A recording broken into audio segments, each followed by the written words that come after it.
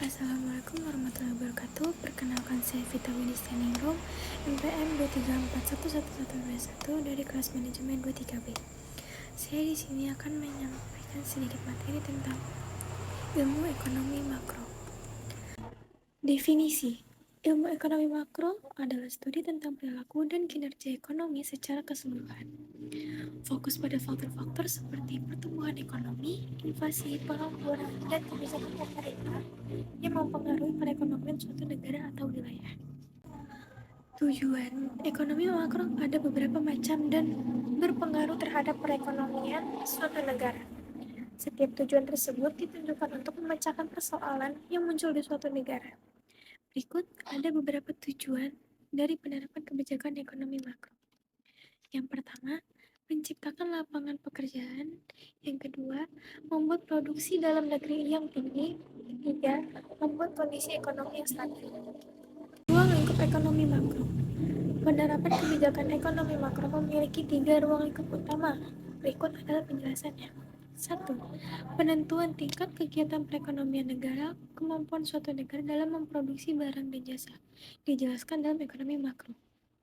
Dengan demikian, ruang lingkup ini pun memiliki sejumlah pos pengeluaran, yaitu pengeluaran perusahaan atau investasi, 2. Pengeluaran pemerintah, 3. Ekspor dan impor, keempat, pengeluaran rumah tangga untuk konsumsi.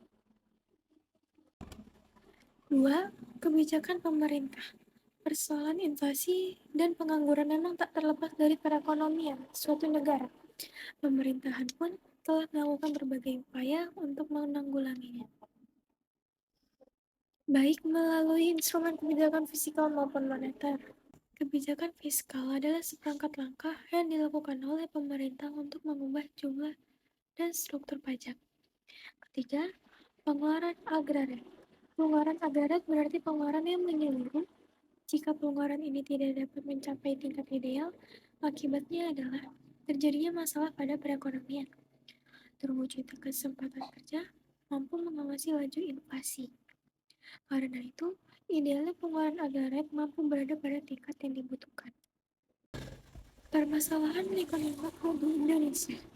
Ekonomi makro juga memberikan pengaruh terhadap iklim bisnis Indonesia. Hal ini menjadi kepastian karena kaidah yang berlaku adalah besarnya perubahan ekonomi dapat memberi pengaruh kepada masyarakat, juga perusahaan dan pasar. Pertama, adanya permasalahan pada perbankan dan kredit macet. Kedua, adanya krisis nilai tukar dalam negeri terhadap utang luar negeri Indonesia. Ketiga, adalah persoalan tentang pengangguran dan kemiskinan. Terakhir, permasalahan ekonomi makro yang sering muncul pada konteks bisnis adalah menyoal pertumbuhan ekonomi itu sendiri. Terima kasih.